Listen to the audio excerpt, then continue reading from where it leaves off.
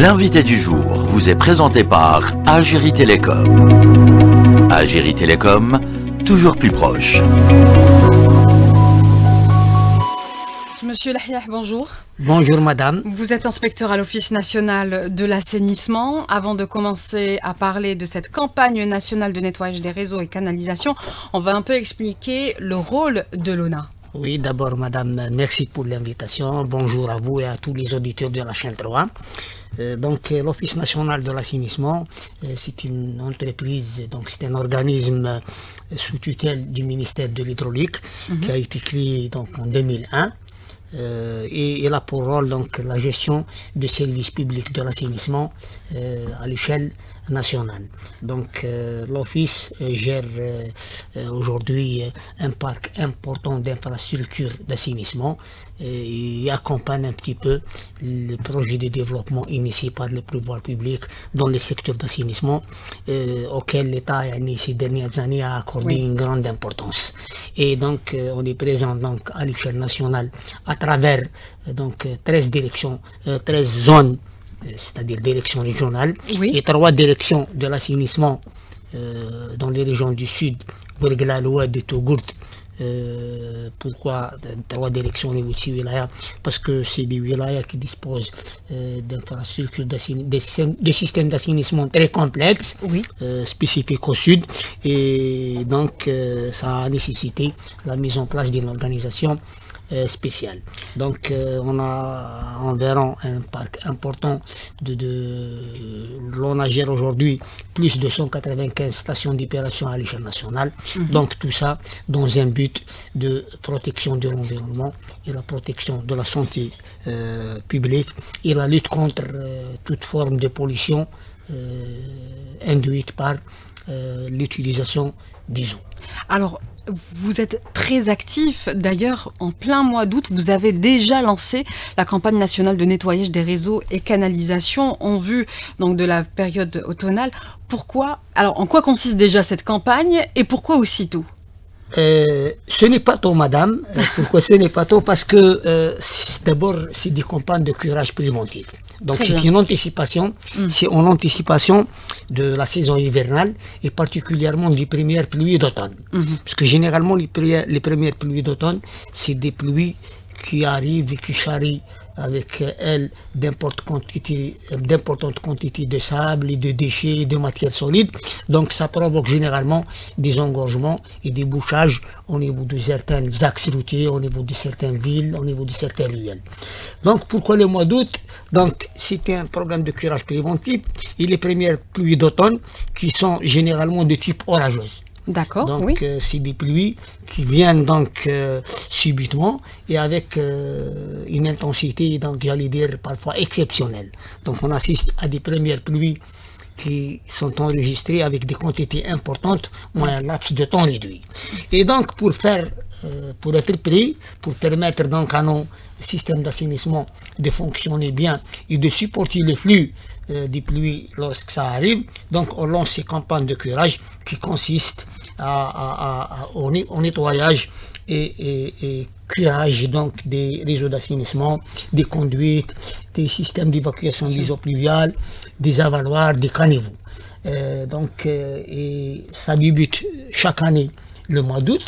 Donc après l'été, donc on était sur la saison estivale, donc on passe à l'hiver pour préparer la saison hivernale afin donc d'éliminer les obstructions, nettoyer les regards de visite et le traitement particulièrement des points noirs qui posent parfois des problèmes lorsqu'il y a des pluies. Alors on va parler des points noirs juste après, mais est-ce que cette opération se poursuit toujours de manière intensive durant le reste de l'année et durant la période hivernale? Le rôle de l'ONA, l'Office national de l'assainissement, c'est un gestionnaire des services publics de l'assainissement. Le travail de l'ONA se fait à longueur de l'année et j'allais dire tous les jours de la semaine, les agents de l'ONA sont présents sur le terrain H24 et ils font intervenir et répondre à toute intervention. Sauf que ces campagnes, comme j'allais dire, donc après l'été, c'est l'hiver, et donc c'est des campagnes intenses, c'est des campagnes importantes de curage qui se font donc en coordination avec les autorités locales, avec beaucoup d'organismes, beaucoup d'institutions, vu l'importance du risque inondation. Parce que lorsqu'on parle d'inondation, il faut placer les choses dans le contexte climatique actuel. Absolument. C'est un contexte de changement climatique où on assiste de plus en plus à des inondations. C'est-à-dire que ces phénomènes sont devenus plus fréquents et comme on l'avait toujours dit, les changements climatiques font qu'on assiste beaucoup plus à ce qu'on appelle les phénomènes extrêmes. On passe à des épisodes de sécheresse, à des épisodes pluvieux, et ces épisodes pluvieux, maintenant, ils sont en caractéristique avec le nouveau contexte mondial, une intensité importante. Donc on assiste parfois à des pluies qui tombent en l'espace de 2-3 heures, habituellement ce qui tombe en un mois, voire plus. Donc, et ces précipitations, généralement, provoque des dépassements de capacité dans nos réseaux d'assainissement à supporter le flux, sachant que le réseau d'assainissement dans notre pays, en majorité, c'est un réseau de type unitaire. C'est-à-dire, ça veut dire que c'est un réseau qui transporte aussi bien les eaux usées que les eaux pluviales. Donc, et lorsque nous avons ces pluies à travers certaines ruelles, à travers certains quartiers de la ville, on assiste à des engorgements et à des obstructions qui provoquent parfois des débordements et des inondations et qui peuvent donc provoquer donc une atteinte d'abord à l'environnement et une atteinte à la santé publique. N'oubliez pas, même si l'hiver, mais nous avons une hausse de température, donc il y a un danger sur la santé publique parce que c'est des périodes qui sont propices à la propagation des maladies à transmission hydrique.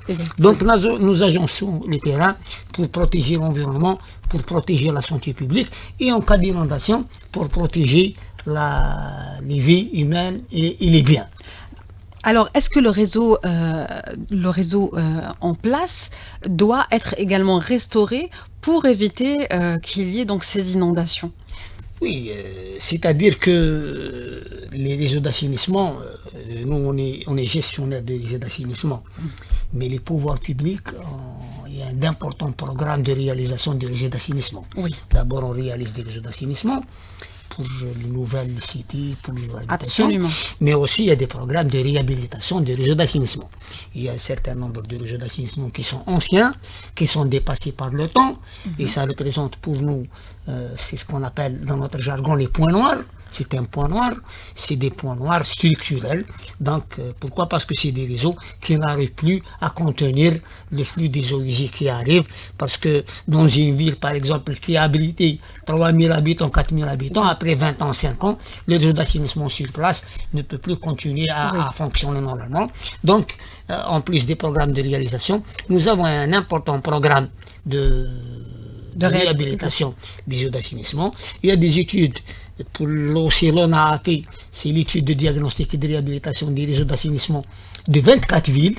Donc les villes les plus importantes du pays ont bénéficié de ces opérations. Donc, et l'ONA, on est là pour accompagner tous ces efforts, parce que comme j'allais dit, Lyon, il y a une prise de conscience de l'importance de l'assainissement. C'est vrai que si on revient peut-être 15 ans, 20 ans en arrière, la priorité a été donnée à l'eau potable. Oui. L'eau potable parce qu'il fallait donner aux populations de l'eau, mais maintenant, c'est-à-dire il y a l'eau potable, il y a aussi l'assainissement aussi, qui est devenu donc un domaine où l'État a une grande importance. D'abord, pourquoi? Parce que d'abord, ça permet, c'est un enjeu sanitaire, c'est un enjeu environnemental, mais aussi c'est un enjeu de développement durable. Aujourd'hui, avec l'assainissement, on peut assurer l'épuration des eaux usées, on peut participer à l'économie de l'eau. Donc là, j'allais dire que nous avons un parc. On gère un parc de plus de 195 stations d'épuration. À l'échelle nationale, nous avons environ plus de 230 stations d'épuration. Ces stations d'épuration réalisées à coût d'importants investissements, ils permettent d'épurer les eaux usées, de protéger l'environnement, mais on peut aller vers une réutilisation des eaux usées, vu le contexte de sécheresse actuel, et ça permet un peu d'atténuer les déficits enregistrés dans les eaux conventionnelles. Alors là, vous parlez de l'agriculture, mais tout à l'heure, vous avez soulevé un point important qui est les nouvelles villes qui ont été construites. Il y a énormément de nouvelles villes qui ont été construites dans le cadre du programme ADL, LPA, etc., LPP. Comment vous faites pour assurer l'assainissement dans ces grandes agglomérations, ces nouvelles agglomérations qui poussent chaque année? Oui, c'est-à-dire nous, l'Office national d'assainissement, à travers le territoire national, nous disposons de 293 centres d'assainissement. Oui. Donc nous couvrons 1169 communes à l'échelle nationale. Donc nous allons dire que nous gérons un petit peu, pour ne pas dire 85 à 90% du réseau d'assainissement existant à l'échelle de l'assainissement. Et maintenant, lorsqu'on gère une commune, on gère tous les services publics de l'assainissement de toute la commune. Même s'il y a une nouvelle ville qui se greffe ou une nouvelle habitation se greffe, dès qu'il y a un problème, il y a une réclamation, nos agents interviennent. C'est-à-dire que nous, on est présent, si on est présent sur une commune, donc on gère la totalité du réseau de la commune. Donc en fait, vous êtes disponible, j'allais dire, 7 jours sur 7, à n'importe quelle heure. Je peux vous dire, madame, que nos agents sont mobilisés 7 jours sur 7 et H24. Et d'ailleurs, donc, pas plus tard que le dernier jour, monsieur le directeur général de l'ONA a donné des instructions fermes pour un petit peu réussir ces campagnes de curage. Pourquoi? Parce qu'il y va de la vie des citoyens. Et la vie des citoyens, c'est quand même quelque chose pour lequel ça n'a pas de prix. Et quelles sont ces directives, monsieur Lahla? Les directives, c'est de mettre les moyens humains et matériels qu'il faut, préparer donc nos moyens et accentuer et intensifier les opérations de curage, particulièrement au niveau des points noirs, et assurer une surveillance accrue des points noirs et être vigilant. Être vigilant. Pourquoi être vigilant? C'est-à-dire, en plus de travail préventif, nous avons un dispositif d'intervention. Oui. C'est-à-dire, donc, si vous permettez, Laura, on travaille avant, pendant et après les inondations. Donc, avant les inondations, on fait ce qu'on appelle le travail anticipatif, le travail curatif. Donc, on se prépare.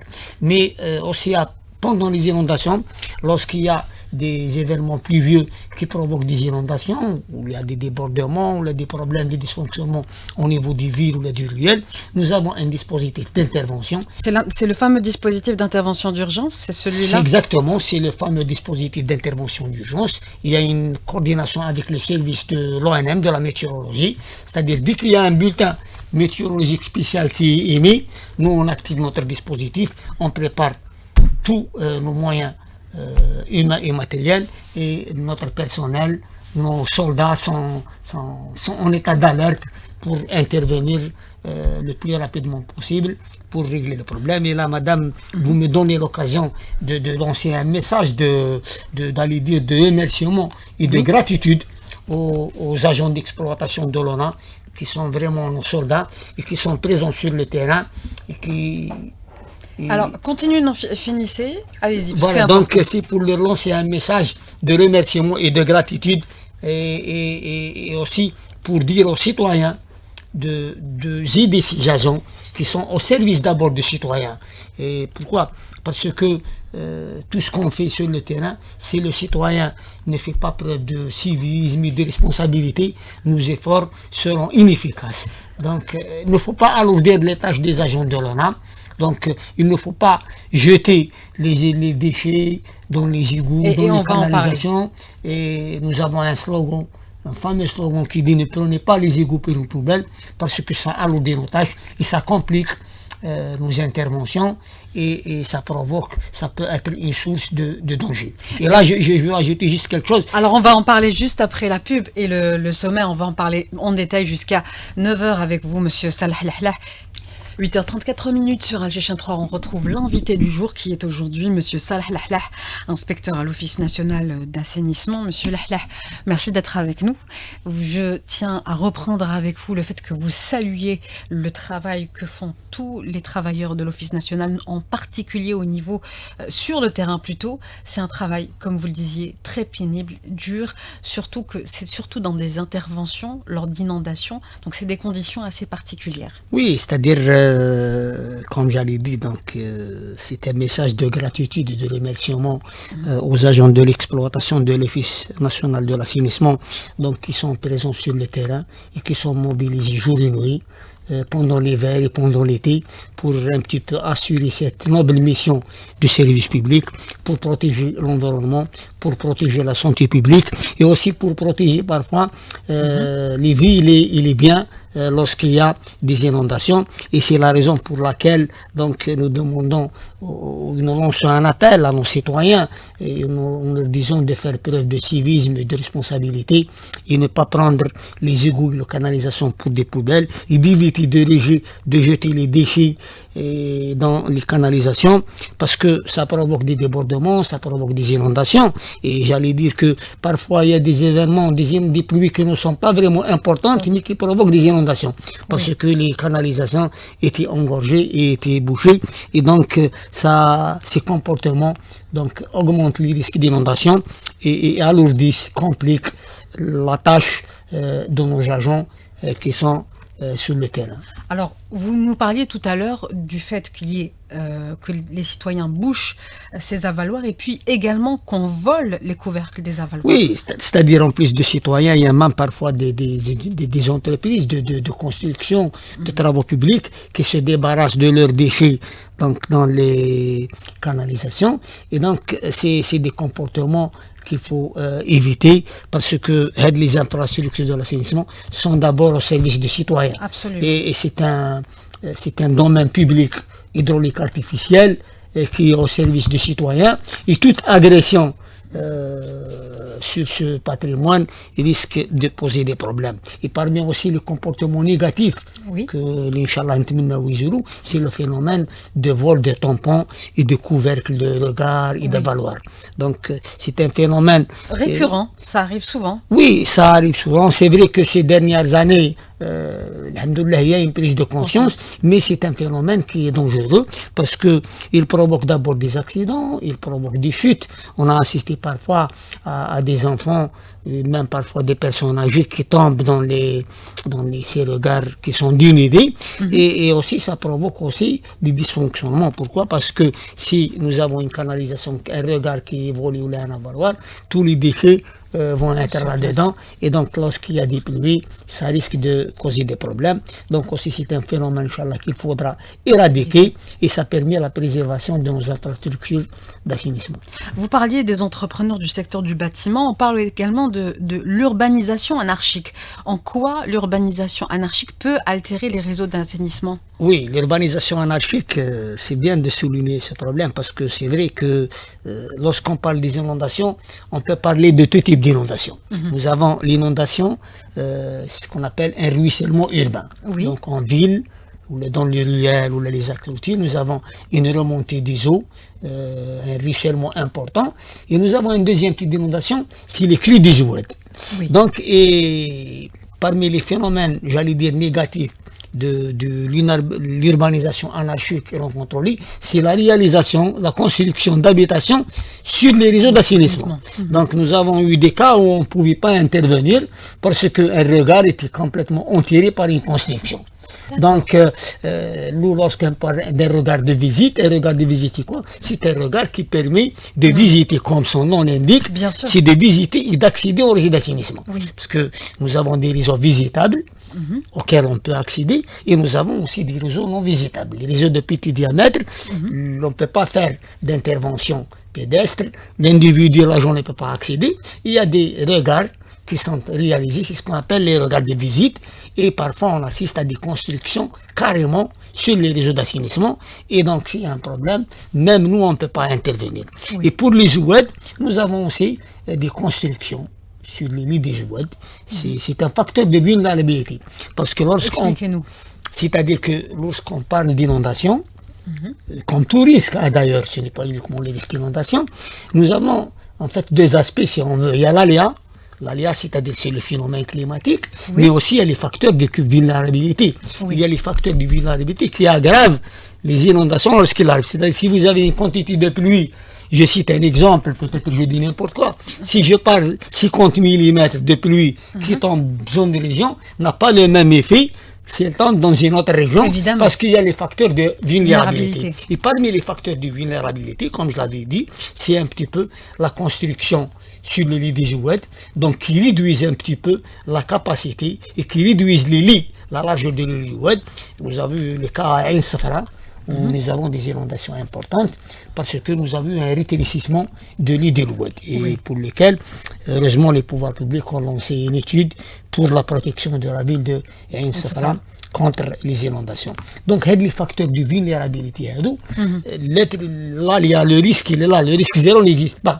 Nous, on agit sur les facteurs de vulnérabilité. Et parmi les facteurs de vulnérabilité, donc, c'est la construction sur les oued, l'urbanisation anarchique, le vol des tampons, c'est des facteurs, le déboisement, même le couvert végétal a un rôle à jouer, parce que un sol dunidé, c'est un sol qui est imperméable, donc, mais le reboisement, les espaces verts permettent aussi d'augmenter la perméabilité du sol, et donc l'individu, l'être humain, il agit sur les facteurs de vulnérabilité. وهاد لي فاكتور دي فيلارابيليتي دونك مقبله تكلمنا على لي ريزو d'assainissement les oued l'on a participé également à d'importants travaux de curage des oued en coordination bien sûr avec les autorités locales et les institutions concernées, notamment dans les wilayas du sud.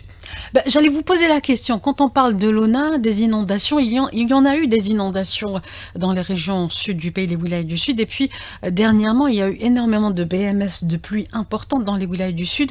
Comment active l'ONA au niveau de ces régions? Oui, le sud, le grand sud, madame, c'est un contexte climatique un peu spécial. Oui. C'est l'aride, c'est ce qu'on appelle un peu les oueds dormants. C'est des oueds qui sont pratiquement sec à longueur d'année et dès qu'il y a donc un épisode pluvieux, orageux, intense, on arrive à une crise qu'on appelle une crise éclair. Donc ça provoque la montée de l'île de l'Oued, une pluie de 2 heures, 3 heures peut provoquer la remontée du niveau de l'Oued et provoque des inondations.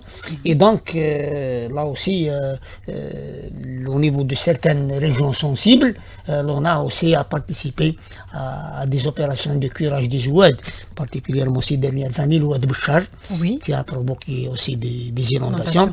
Donc l'on a fait une importante opération de curage des Oued et les pouvoirs publics ont lancé aussi d'importants projets et d'importants travaux donc pour le curage des oued, mais le citoyen a un rôle à jouer. Parce que madame, il faut dire que les inondations, c'est vrai que c'est des phénomènes naturels, mais on ne cesse de parler, quitte à le répéter, des changements climatiques, mais il y a le facteur humain. Il y a le facteur humain, il y a certains comportements négatifs. C'est vrai que les dernières années, il y a de moins en moins quand même d'actes de vandalisme. Il y a aussi une chose positive à souligner, c'est l'implication de la société civile. J'allais vous demander d'ailleurs, est-ce que les associations sont mises à contribution? Est-ce que la société civile est mise à contribution? Madame, l'Office national de l'assainissement, on a misé beaucoup plus sur la sensibilisation. Oui, comment vous faites d'ailleurs? On s'est adressé à toutes les franges de la société. On s'est adressé au secteur de l'éducation, aux écoles, aux élèves. Vous faites des campagnes au sein des écoles. Au sein des écoles. On s'est adressé même au secteur des affaires religieuses. Il y avait même des imams qui ont intégré dans leur prêche des appels aux citoyens pour se comporter, pour éviter les comportements négatifs. Donc, on a fait en sorte qu'on soit un espace ouvert à toutes les franges de la société.